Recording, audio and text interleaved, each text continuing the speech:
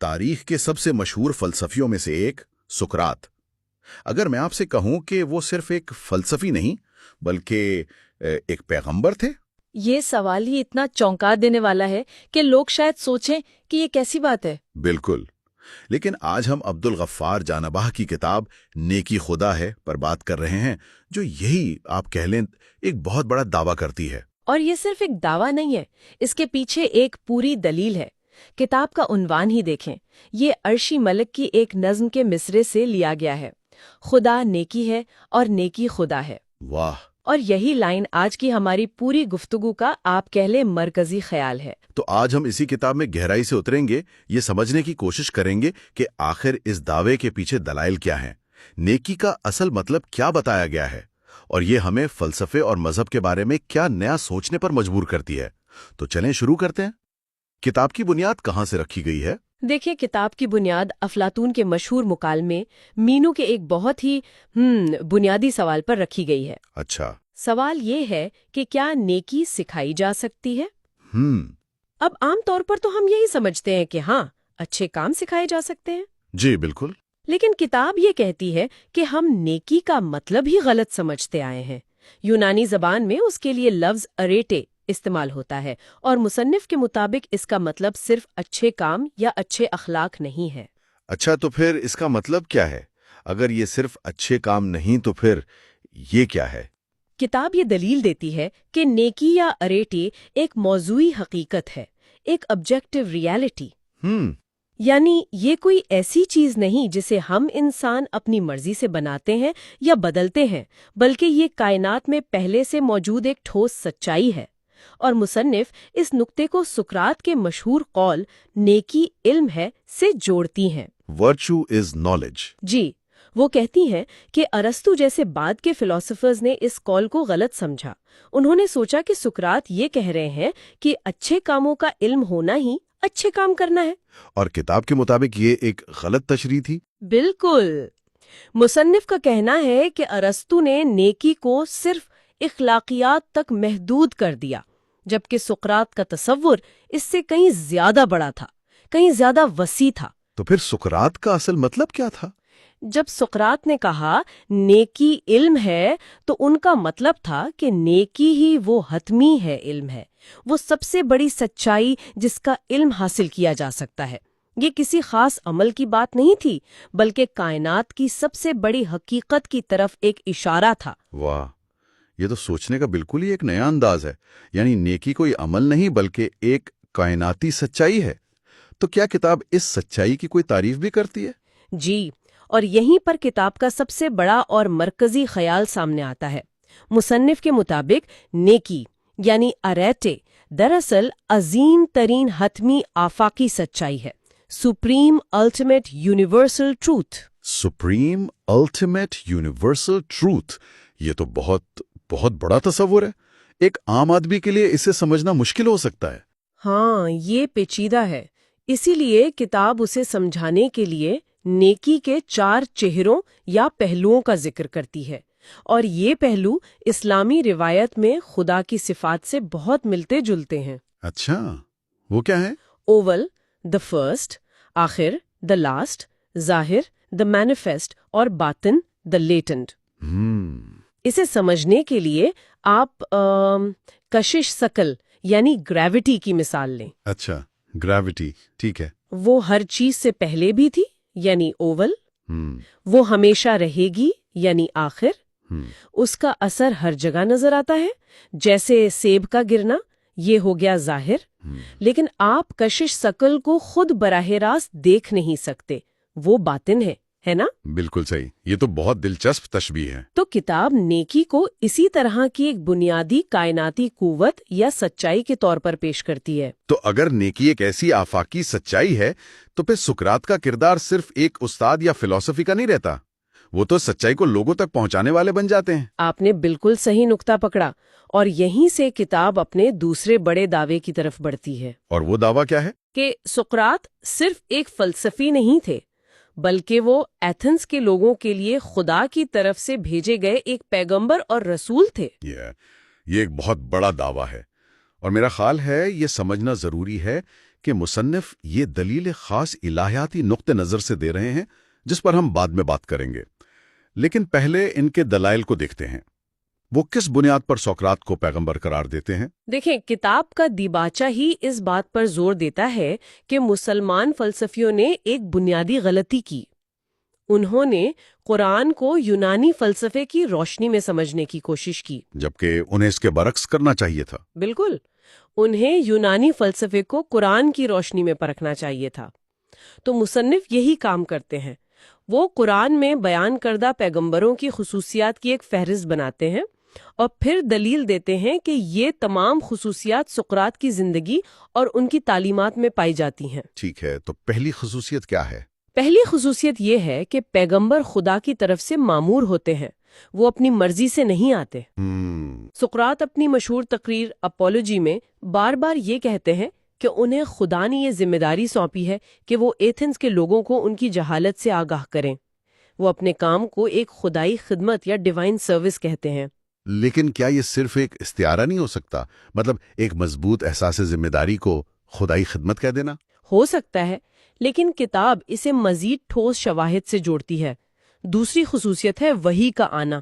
وحی سقراط پر؟ جی، کتاب سقراط کی پراسرار باطنی آواز یا ڈیمونین کا ذکر کرتی ہے۔ سقراط خود کہتے ہیں کہ یہ آواز بچپن سے ان کے ساتھ ہے اور یہ انہیں ہمیشہ غلط کاموں سے روکتی ہے۔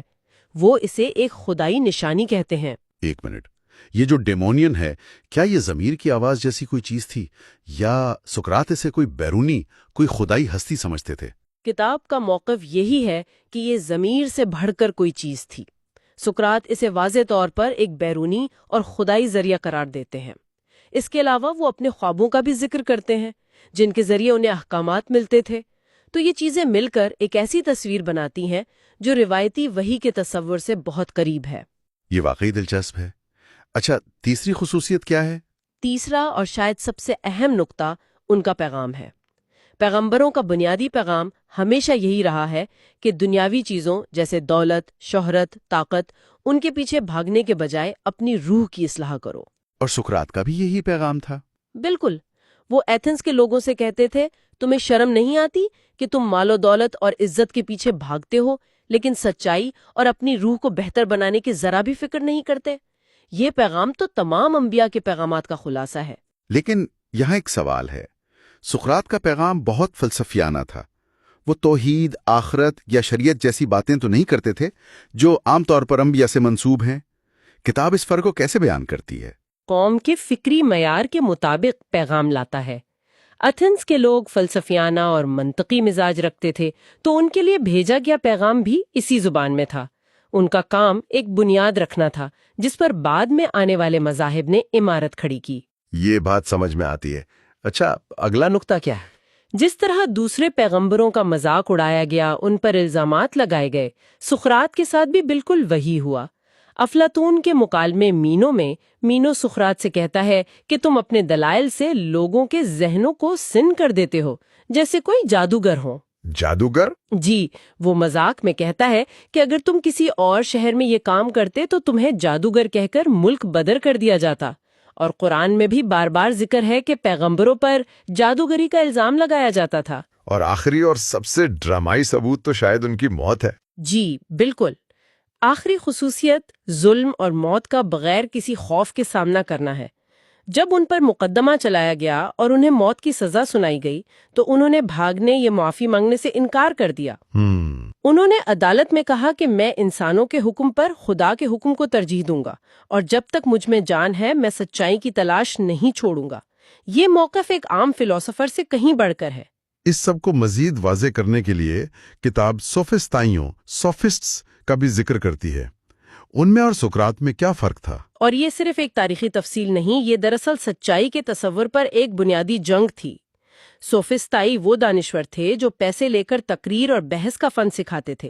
ان کا ماننا تھا کہ کوئی معروضی سچائی نہیں ہوتی، سچائی اضافی ہے، ریلیٹو ہے۔ بالکل، جو دلیل بحث جیت جائے وہی سچ ہے۔ اس کے برعکس سقراط نے کبھی کوئی فیس نہیں لی، وہ غربت میں رہتے تھے اور ان کا اصرار تھا کہ ایک معروضی اور آفاقی سچائی موجود ہے جسے جاننا انسان کا سب سے بڑا مقصد ہے۔ تو ان تمام دلائل کو اگر ہم اکٹھا کر کے دیکھیں، ان کا خدائی مشن، باطنی आवाज, रूह की इस्लाह का पैगाम, उन पर लगने वाले इल्जामात और उनकी शहादत, तो ये वाकई एक बहुत मजबूत मुकदमा लगता है। लेकिन अब सवाल ये पैदा होता है कि मुसन्निफ का हतमी मकसद क्या है? ये सिर्फ सुकरात की तारीख को दोबारा लिखना तो नहीं हो सकता। नहीं, बिल्कुल नहीं।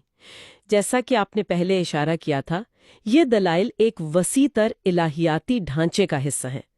किताब अपने नताइज को मसीह और मेहदी की आमद से मुतालिक इस्लामी पेशन गोइयों से जोड़ती है। अच्छा। और यहाँ ये वाज़े करना ज़रूरी है कि ये किताब एक मखसूस मजहबी नुक्ता नज़र पेश करती है।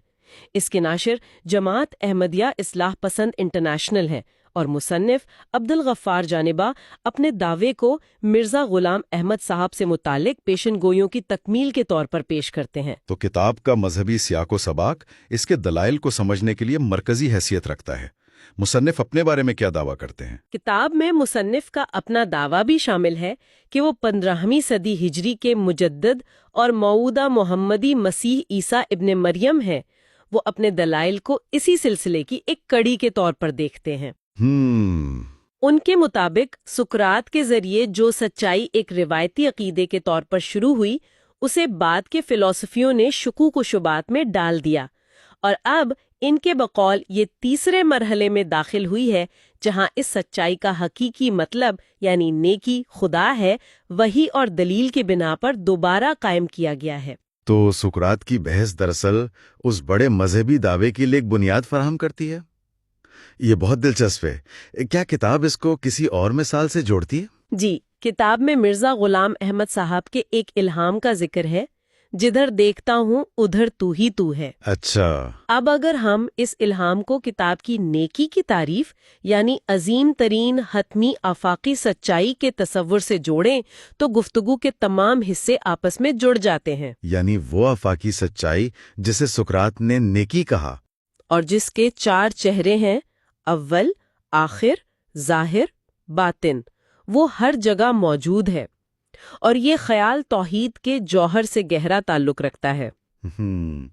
ये वाकई एक जामे और गैर रिवायती नजरिया है।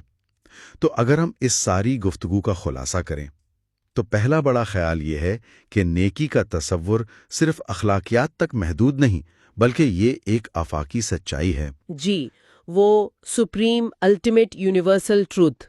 दूसरा ये कि सुकरात की शख्सियत का अज़र से नौ जायजा, जहां उन्हें सिर्फ एक फिलॉसफर नहीं बल्कि एथेंस के लिए एक पैगंबर के तौर पर पेश किया गया है और उसके लिए उनकी जिंदगी से ठोस शवाहिद भी पेश किए गए हैं। बिल्कुल। और तीसरा, ये किताब कायम शुदा फलसफों और तारीख को एक बिल्कुल मुख्तलिफ यानी वही की रोशनी में परखने की दावत देती है और इस अमल को एक मखसूस मजहबी पेशनगोई की तकमील से जोड़ती है। बिल्कुल।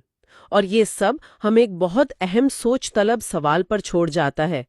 किताब ये दलील देती है कि मुसलमान मुफक्किरीन को यूनानी फ़लसफ़े का मुताला कुरान की रोशनी में करना चाहिए था, ना कि कुरान को यूनानी फ़लसफ़े की रोशनी में।